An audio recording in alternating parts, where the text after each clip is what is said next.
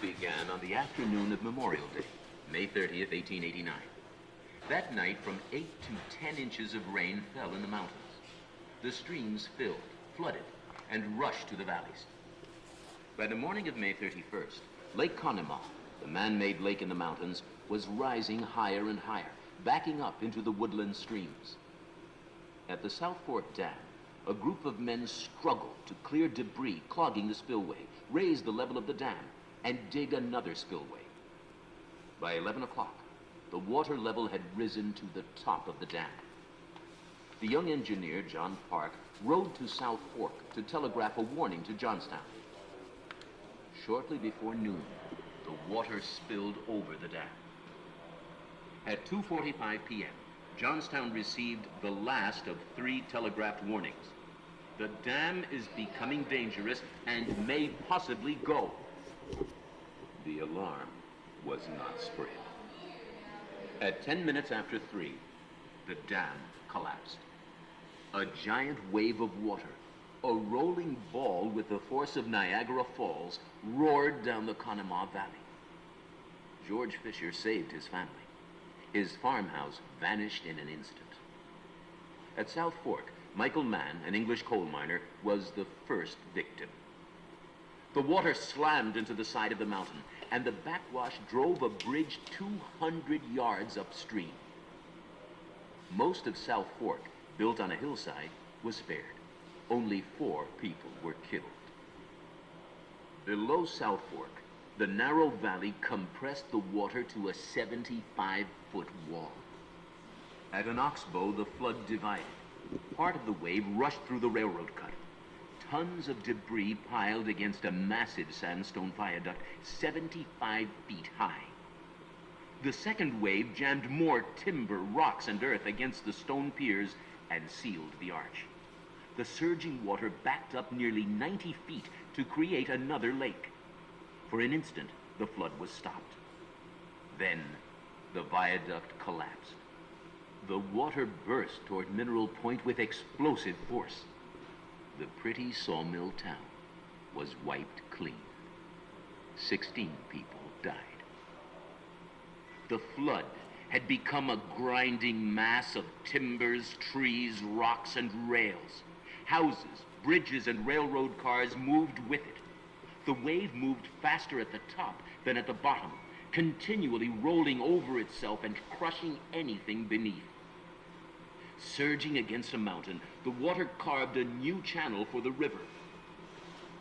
In his locomotive beside the river, engineer John Hess couldn't see the flood, but he heard it coming.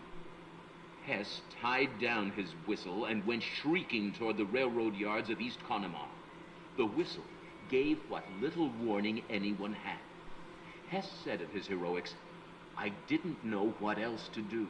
I didn't see what else I could do." Passengers ran from 2 stranded trains, slipping in the mud, crawling over and under train cars, leaping over and into a ditch. More than 50 people died. Half the town was destroyed, including 40 houses, 2 hotels, and the railroad station. The force of the floodwaters pushed 30 80-ton locomotives from 100 yards to a mile downstream.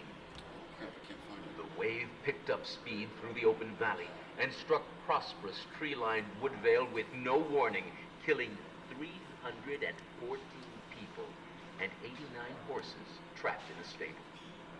The wreckage-choked torrent snapped off trees, crushed houses, and scoured the streets, leaving Woodvale a mud flat. The Gautier wire works exploded in clouds of roiling black steam and added rolls of barbed wire to the monstrous flood. At 4:07, the flood struck Johnstown.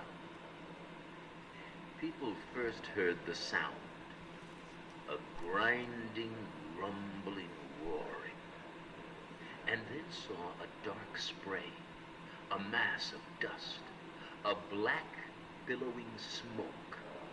Survivors call it the death mist. The flood followed 3 paths through Johnstown. smashed against Westmont Hill, and hurled a backwash up Stony Creek to destroy Kernville and Moxham. The waves surged back, created a vicious whirlpool, and lodged houses, people, and animals against the stone bridge. The stone bridge held, damming the flood, and Johnstown became a lake, spreading across 30 acres, 10 to 30 feet deep. The water cut through an earth embankment and struck Millville and Cambria City in another violent surge. After smashing Cambria City, the waters spread out and lost their destructive force. About 6 p.m., the mass of wreckage at the stone bridge caught fire. For the people trapped there, it became an immense funeral pyre. A day of horrors was followed by a night of horrors. Houses, factories, and neighborhoods had been destroyed. 27,000 people were homeless. 2,209 men, women, and children were dead.